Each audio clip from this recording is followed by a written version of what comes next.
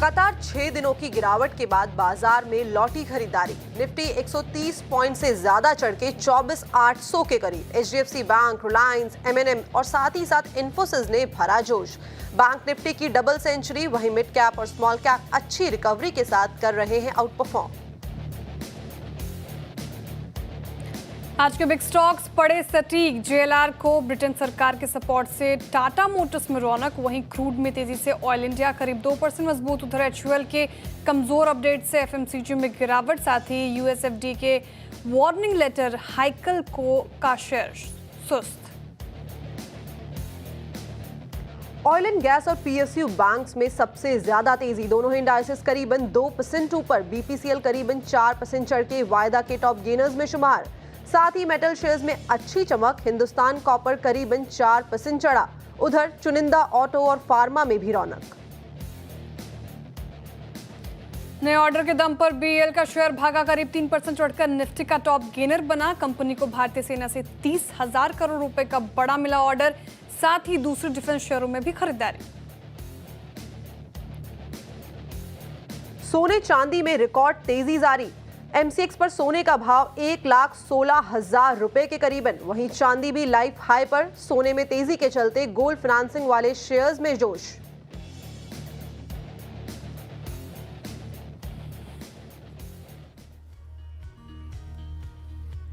नमस्कार, सीएनबीसी आवाज मोतीलाल ओसवाल स्टूडियोज में आप सभी का स्वागत है। मैं हूं आपके साथ कंचन नौटियाल, मेरे साथ है मेरे को एंकर श्रेया ठाकुर और आज के मार्केट एक्सपर्ट प्रकाश काबा जी। हफ्ते का पहला कारोबारी दिन। मार्केट के मूड माहौल की बात करी जाए तो लगातार जो हमें 6 दिन से बाजार के अंदर सेल ऑफ देखने को मिल रहा था, वहां पे एक डेफिनेटली ब्रेक तो लगता हुआ दिखाई दिया है, लेकिन जो लेवल्स इस टाइम पे हैं वो अभी भी अपने लोअर साइड में ही बने हुए हैं अगर हम कंपेयर करें रीसेंट लेवल्स को। तो अगर स्टॉक स्पेसिफिक या फिर सेक्टर स्पेसिफिक देखा जाए तो बाजार में एक अच्छा खासा मोमेंटम जो है वो बना हुआ है, लेकिन एफएमसीजी पैक में एक जो कंसर्न है इस टाइम पे होवर कर रहा है बिकॉज ऑफ जो जीएसटी कट आया है।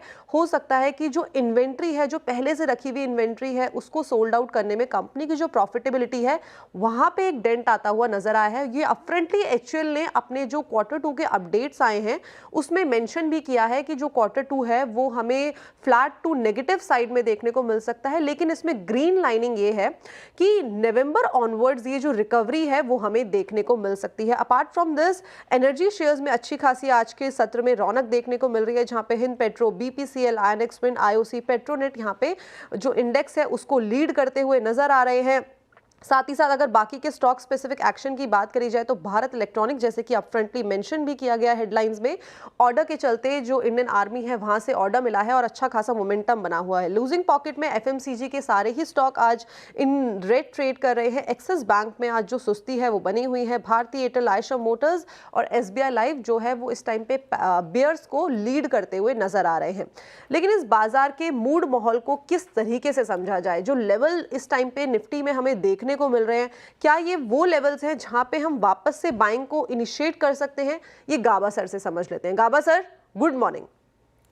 Good morning ji Gaba sir, first of all weekend कैसा रहा आपका?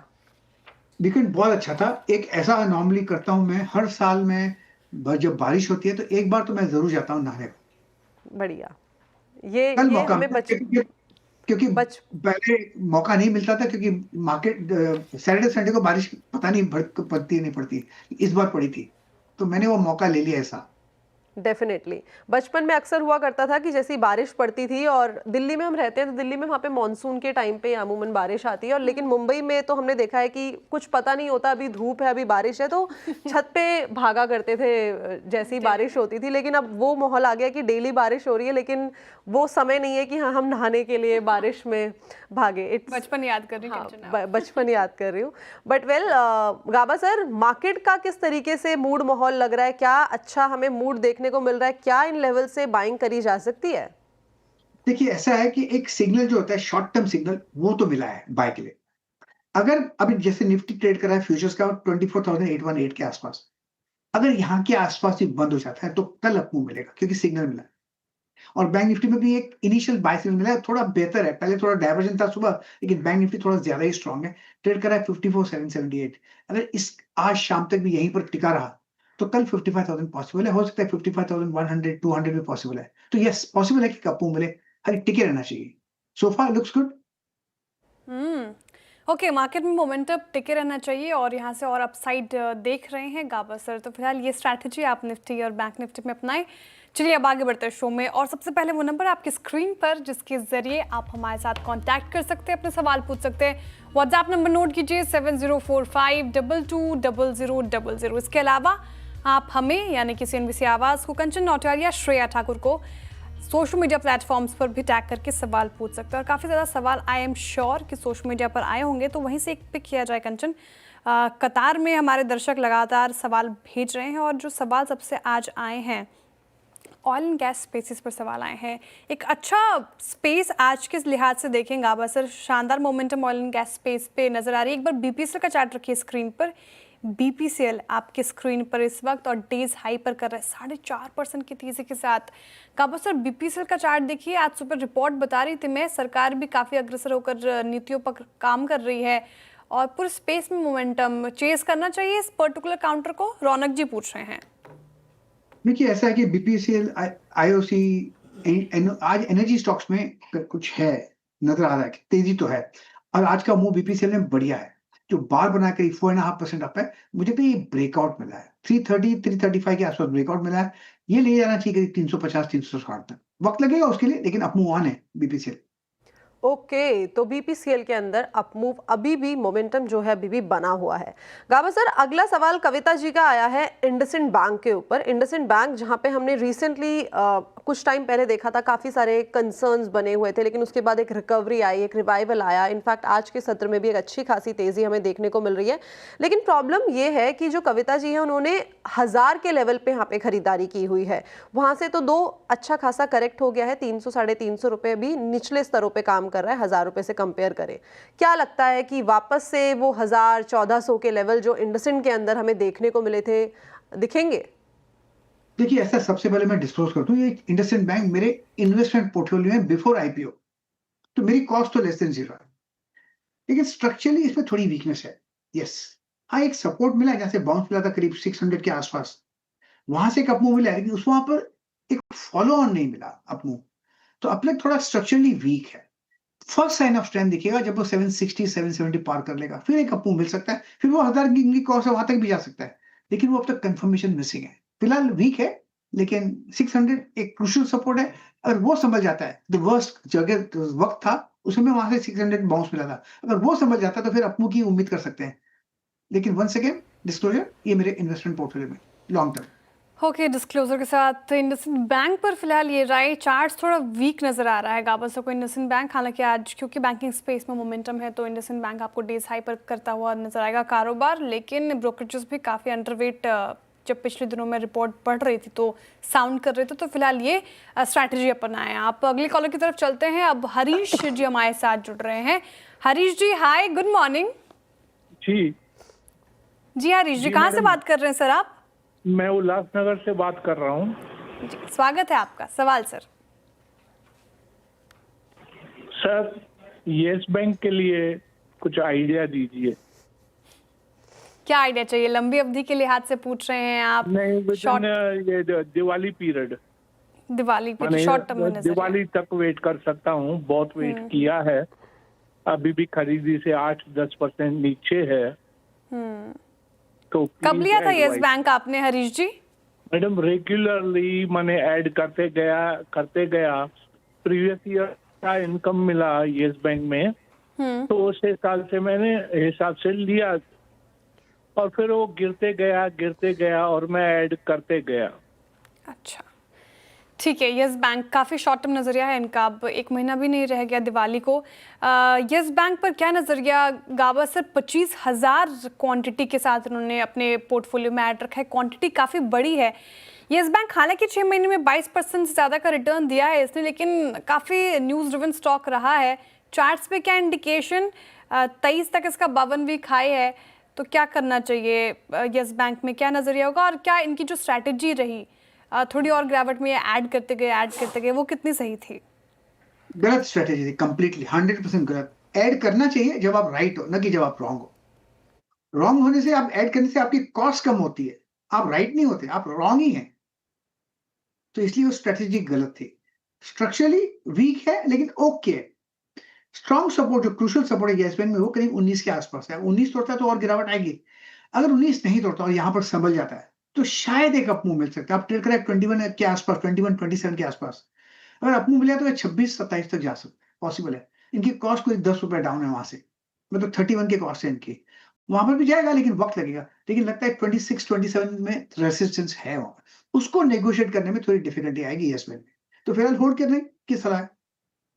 ओके, तो ये थी राय यस बैंक के ऊपर। इस टाइम पे आप होल्ड करके चल सकते हैं यस बैंक पे, लेकिन जो स्ट्रैटेजी थी डेफिनेटली वो सही नहीं थी। चलिए आगे बढ़ा जाए। अहमदाबाद से हमारे साथ अजय जी जुड़े हैं। Ajay ji good morning.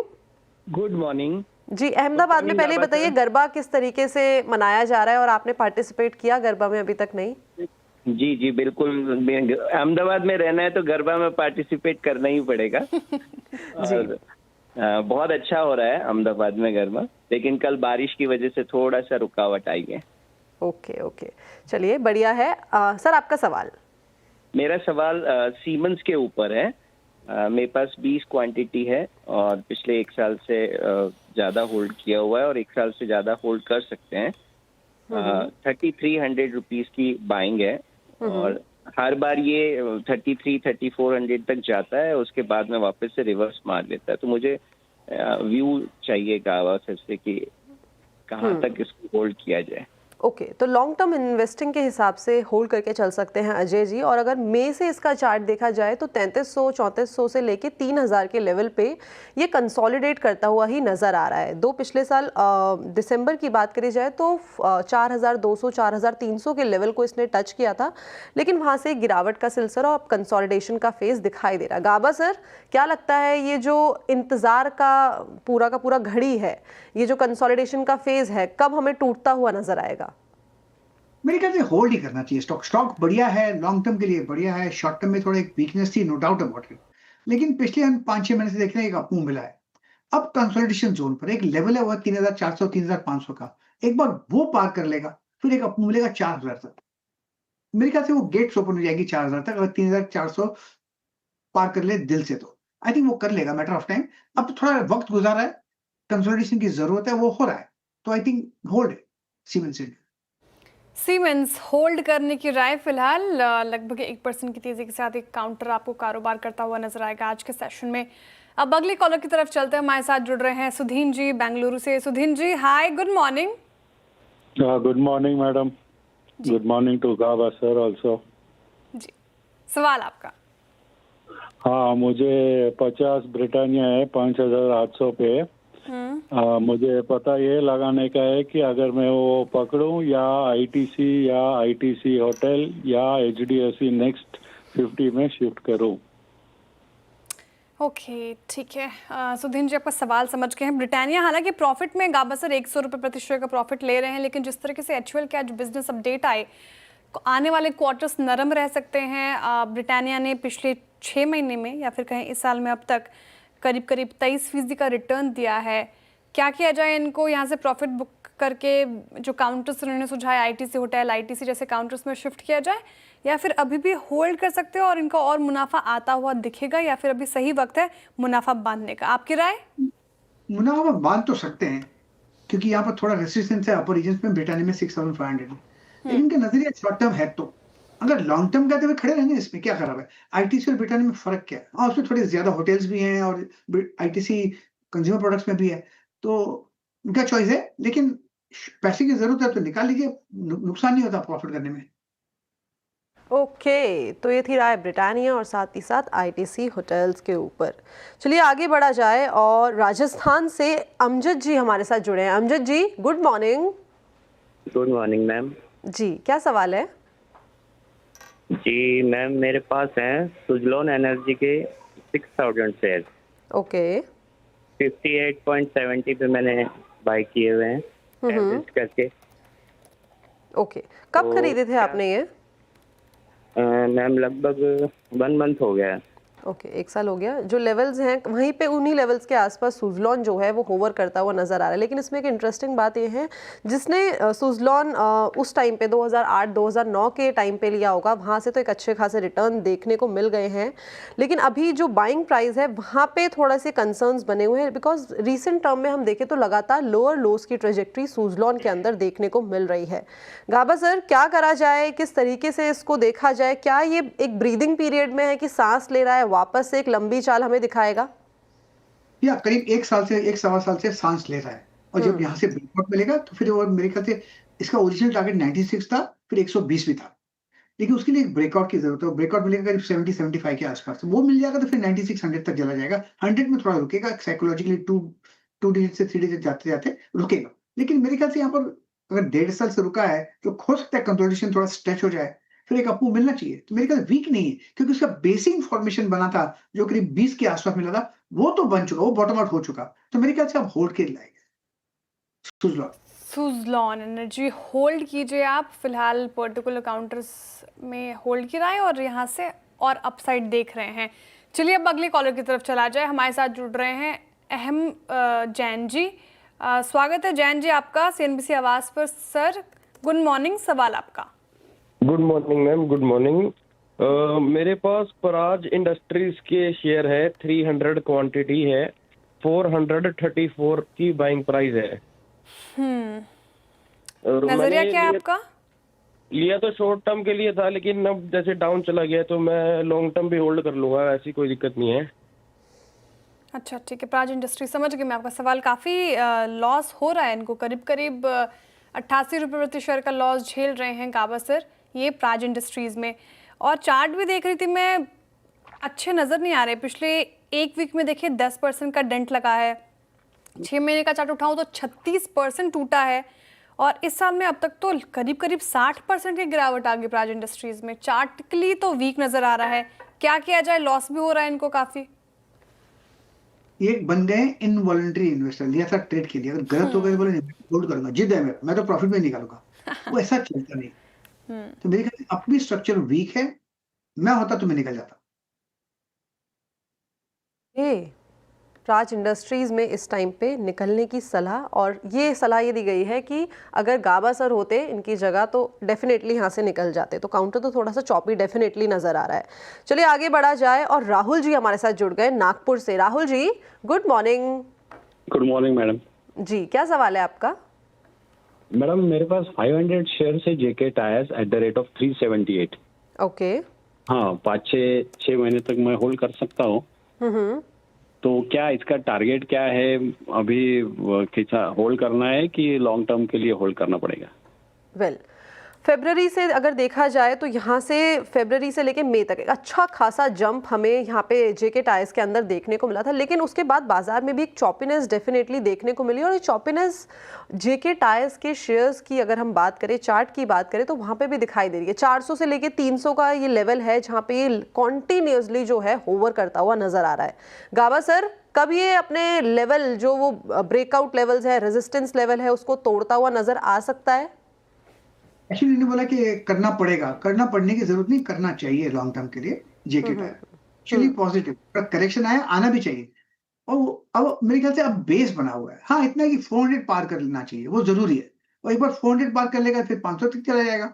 तो मेरे ख्याल से लॉन्ग टर्म के लिए स्टॉक बढ़िया है, स्ट्रक्चर पॉजिटिव है। शॉर्ट टर्म में करेक्शन चाहिए था, वो मिला भी करेक्शन, तो it's hold, it's okay.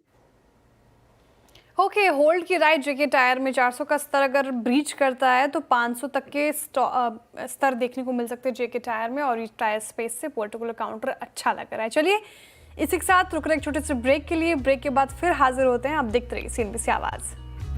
Welcome back, आप देख रहे हैं ट्रेडर्स हॉटलाइन CNBC आवाज़ पर। चलिए अब हमारे साथ जुड़ रहे हैं नितेश कुमार जी चंपारण से। नितेश जी हाय, गुड मॉर्निंग।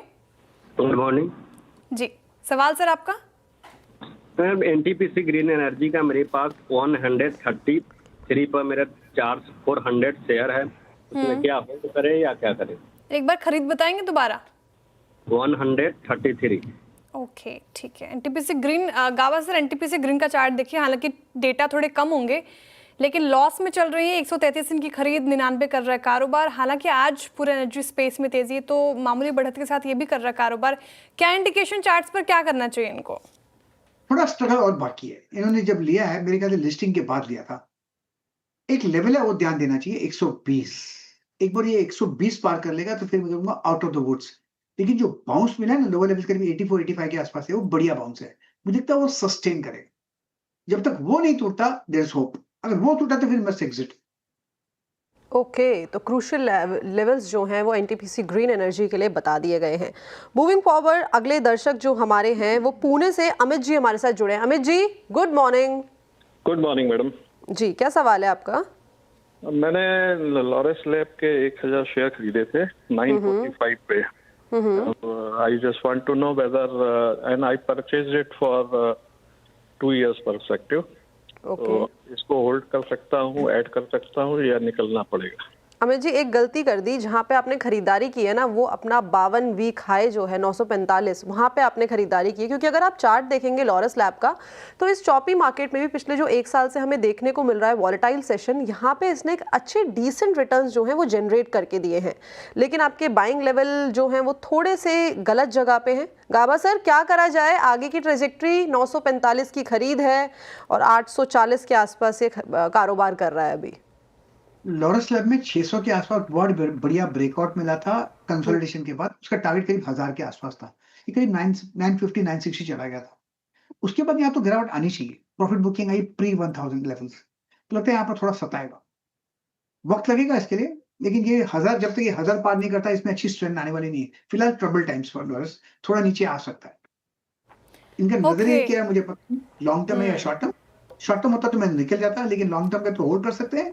कॉस्ट के आसपास निकलने का मौका मिलेगा, इतना कह सकते हैं। ठीक है, 2 साल का नजरिया लॉन्ग टर्म के लिहाज से पूछ रहे लॉरेस लैब में, और फार्मा सेक्टर का ये काउंटर सेल ऑन राइज की रणनीति आपको फिलहाल अपनानी है। चलिए, अब वक्त हो रहा वाइंड अप करने का समय। बहुत शुक्रिया गाबा सर हमारे साथ जुड़ने के लिए, तमाम सवालों के जवाब देने के लिए। दर्शकों का भी बहुत बहुत आभार है, सादात में हमसे जुड़ते हैं, अपने सवाल पूछ सकते हैं। चलिए, अब वक्त हो रहा है क्रिप्टो कॉर्नर का, और मनीषा जी लेकर आएंगे आपके लिए सारे अपडेट्स। CNBC आवाज प्रस्तुत करता है crypto corner, powered by coin DCX। नमस्कार। क्रिप्टो कॉर्नर में आज हम बात करेंगे कि स्पॉट क्रिप्टो तो आप लेते ही हैं, लेकिन क्रिप्टो फ्यूचर्स एंड ऑप्शंस में हमने इवन बेटर ट्रेड यहां पर आता हुआ देखा है। काफ़ी सारी रिपोर्ट्स तो ये सजेस्ट करती हैं कि 1:3 की रेशियो यहां पर स्पॉट वीज़ावी FNO में बनती हुई नजर आ रही है। यानी कि जो लेवरेज ट्रेड है क्रिप्टो में, वो यहां पर काफ़ी हद तक बढ़ता हुआ नजर आया है। अगर हम ओवरऑल ट्रेड्स की बात करें, जो क्रिप्टो ट्रेड है भारत में, तो 2024 में ये $2.5 बिलियन था। 2025 में हमने इसमें बढ़त आते हुए देखी है, ऑलमोस्ट 2.9 बिलियन की बात की जा रही है। एंड 2029 के एस्टिमेट्स यहां से डबल होने के हैं, यानी कि $5.4 बिलियन तक ये मार्केट जा सकती है, ऐसा कहना है ट्रेड सोर्सेज का। साथ ही साथ रिकॉर्ड हाइज पर हमने ट्रेडिंग वॉल्यूम्स यहां पर बढ़ते हुए देखे हैं। स्टैंडर्ड अगर आप फ्यूचर्स एंड ऑप्शंस की यहाँ पर बात करें, तो जैसा क्रिप्टो में FNO है, वैसा ही जो बाकी स्टैंडर्ड FNO होता है बाकी एसेट क्लासेस में, इसी के साथ है। यानी कि जो अंडरलाइंग एसेट के प्राइस मूवमेंट्स हैं, उसके ऊपर आपको लेवरेज करने की यहाँ पर पॉसिबिलिटी मिलती है। ज़्यादा लेवरेज होने से यहाँ पर मांग में तेज़ी है। बेहतर टैक्स नियम भी यहाँ पर मांग बढ़ाने की वजह है। स्पॉट पर आप फ्लैट 30% का टैक्स देते हैं सेक्शन 115 BBH के तहत। लेकिन जहाँ तक फ्यूचर्स एंड ऑप्शंस की बात है, यहाँ पर घाटे हानि के ऊपर स्पॉट में सेट ऑफ की सुविधा यहाँ पर नहीं है, जहाँ पर आपको 30% टैक्स, 1% TDS देना पड़ता है। लेकिन जब आप यहाँ पर FNO करते हैं, तो बिजनेस इनकम की श्रेणी के हिसाब से, IT टैक्स स्लैब के हिसाब से आपको यहाँ पर टैक्स लगता है। और इसी कारण से हमने FNO में यहाँ पर क्रिप्टो में काफ़ी ज़्यादा तेज़ी आते हुए देखी है। CNBC आवाज प्रस्तुत करता है crypto corner, powered by coin DCX।